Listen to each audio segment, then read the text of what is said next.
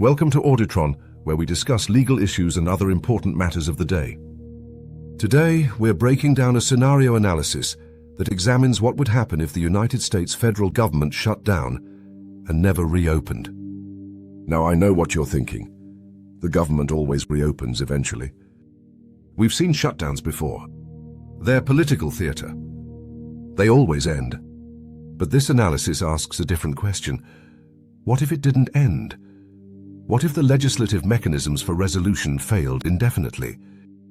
The distinction here is absolutely critical. A temporary shutdown is a political tool, however damaging it might be. A permanent shutdown is a terminal event. And the conclusion reached by this analysis is genuinely chilling. Such an event would trigger a rapid and irreversible process of national dissolution. Let me explain the mechanics. When Congress fails to pass appropriations bills, the Anti-Deficiency Act, federal law, prohibits government agencies from spending money. Non-essential operations must cease. In past shutdowns, this was temporary because political disputes were eventually resolved. But what we're examining here is a scenario of absolute permanent political gridlock. A breakdown so profound that the basic functions of lawmaking have been abandoned entirely. During shutdowns, we're always reassured that essential services will continue. Military operations, air traffic control, federal law enforcement, border security, these will keep functioning, right? This creates a false sense of security, and here's why. Essential employees are required to work without pay. In a temporary shutdown, this is endured with the expectation of back pay. But in a permanent shutdown, you cannot expect an air traffic controller, an FBI agent, or an active duty soldier to work for months or years without compensation. Mass resignations would be inevitable. It's not a question of if, but when. And it gets worse. These essential functions don't operate in isolation. They depend on support staff who are immediately furloughed.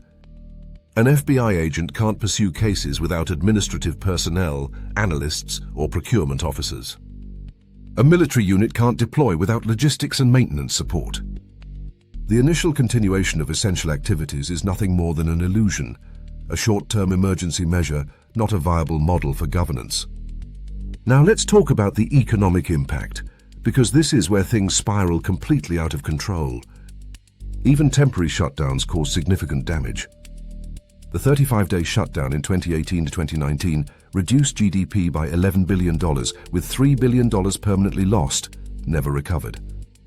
Projections for a 4 to 8 week shutdown show permanent losses of $7 to $14 billion. But these are just temporary disruptions. A permanent halt to all discretionary federal spending would remove hundreds of billions of dollars from the economy instantly. We're not talking about a recession here. We're talking about an economic depression that would make the 1930s look mild by comparison. The collapse would unfold in waves. First, 650,000 federal employees would be terminated. Then millions of federal contractors would lose their jobs. Then a third wave as collapsing consumer demand forces private sector businesses nationwide to shut their doors. Financial markets would react catastrophically. This isn't just another policy disagreement, this is a terminal failure of governance. We'd see a historic market crash, wiping out trillions in wealth. Credit rating agencies would downgrade US sovereign debt to junk status. The dollar would lose its status as the world's reserve currency. Think about what that means. Hyperinflation, the collapse of international purchasing power. And here's a particularly insidious detail that most people don't think about. The agencies that produce key economic statistics, employment data, inflation numbers, GDP calculations would shut down permanently. No more data. Businesses and investors would be operating in complete darkness. And the rational response to total uncertainty? Halt all economic activity. Stop hiring. Cancel investments. Hoard cash. The data blackout wouldn't just report on the collapse, it would actively accelerate it by destroying the information infrastructure essential for a market economy to function. The defense industrial base would collapse overnight. Nearly the entire aerospace and technology sector exists because of Department of Defense spending. A permanent shutdown means immediate termination of all procurement contracts, swift bankruptcy of the nation's largest firms. The construction industry would be paralyzed. All federally funded projects, highways, bridges, airports, would halt. The aviation industry would effectively cease when the FAA collapses. The agriculture sector would be thrown into chaos without the Department of Agriculture's loans, crop insurance, and food safety inspections. But the economic horror is matched by the social collapse. SNAP, food stamps, serves 42 million Americans. That's 1 in 8 people in this country. Its termination would create a food security crisis unseen since the Great Depression. The charitable food bank network provides only 1 meal for every 9 provided by SNAP. They would be instantly and utterly overwhelmed. The WIC program serves 6 million low-income mothers, infants, and children. Head Start provides early education and childcare for over 700,000 children. All of this would be gone. Housing assistance would end. Mass evictions would follow. The homeless population would explode on a scale we've never witnessed. The CDC and NIH, the world's premier public health institutions, would be shuttered. Think about that. The nation would lose its ability to track or respond to disease outbreaks. We'd be completely defenseless against the emergence of a new pandemic. All federally funded medical research would halt. The pursuit of cures and treatments for countless diseases would simply stop. The FDA and USDA food safety operations would disappear. Without federal oversight, the market would be flooded with unsafe drugs, contaminated food, and faulty medical devices. We're talking about widespread illness and death on a massive scale. And here's what many people don't realize. This federal collapse would immediately cascade to state and local governments. Federal grants account for 36% of state revenues on average. In 2024, that was $1.1 trillion. States cannot replace this funding, especially when the federal economic collapse is simultaneously destroying their own tax revenues. The result? Immediate state-level bankruptcy nationwide. Not some states. All states. Medicaid would collapse. The federal government covers 50% to 77% of costs. Without that federal contribution, no state could afford to maintain its Medicaid program. Tens of millions of the nation's most vulnerable citizens would lose health insurance overnight. State education systems would crumble. Infrastructure projects would halt. Local municipalities would lose both federal and state aid while their own tax bases collapse. Local police, fire departments, sanitation services, the basic functions of community life would break down. In the power vacuum, we'd likely see the emergence of regional alliances formed out of desperation. Not peaceful evolution, but crisis-driven fragmentation. These regional entities would compete for scarce resources, water, energy, food. Without a federal arbiter, disputes could easily escalate into actual conflicts. The system of American federalism would work in reverse.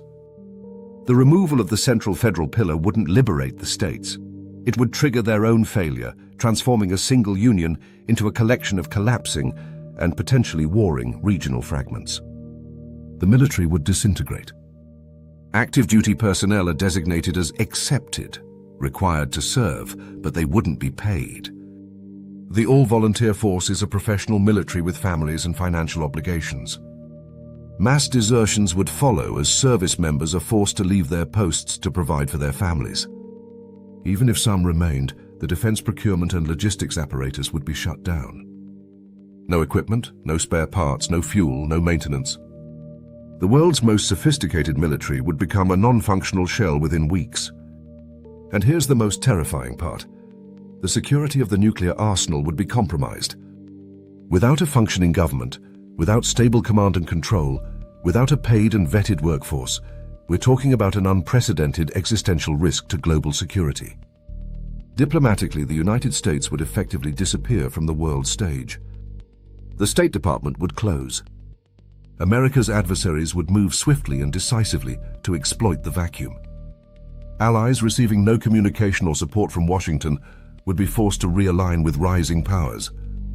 The global order, built on the assumption of US credibility, would shatter instantly.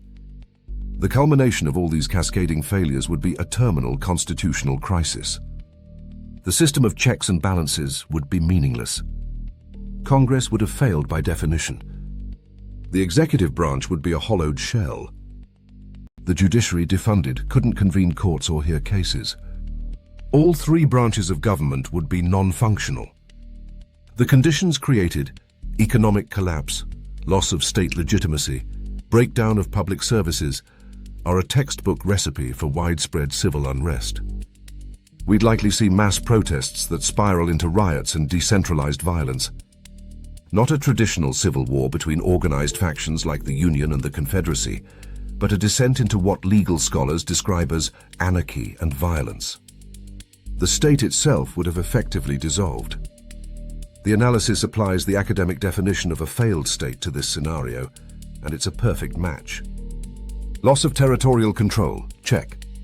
Erosion of legitimate authority, check. Inability to provide public services, check. Inability to interact with other states, check. The United States would meet every single criterion of a failed state. So why do people believe the government will always reopen? Because the alternative is national suicide. The consequences of a shutdown are widespread and universally painful. Federal workers, contractors, veterans, seniors, low-income families, millions of constituents demanding resolution. This creates overwhelming political pressure that compounds with every passing day. Every shutdown since 1974 has eventually ended. Every single one. The political party blamed for the shutdown sees its poll numbers crater, creating irresistible pressure to compromise. The sheer scale of the economic damage, billions of dollars in lost GDP for every week the shutdown continues, creates an existential threat that even the most ideologically entrenched politicians cannot ignore. A permanent shutdown isn't a political strategy. It's not a viable path to smaller government. It's a process of national dissolution that no rational political actor could sustain. The belief that the government will reopen isn't naive optimism. It's a rational assessment that the alternative means the end of the United States as a functioning nation. The recurring threat of shutdowns is absolutely a symptom of deep dysfunction and dangerous brinksmanship. But the fact that we've always stepped back from the brink shows that the shared understanding of the catastrophic alternative is, at least for now, strong enough to compel resolution. A permanent shutdown remains hypothetical precisely because its real-world consequences are too devastating to permit. This has been Auditron.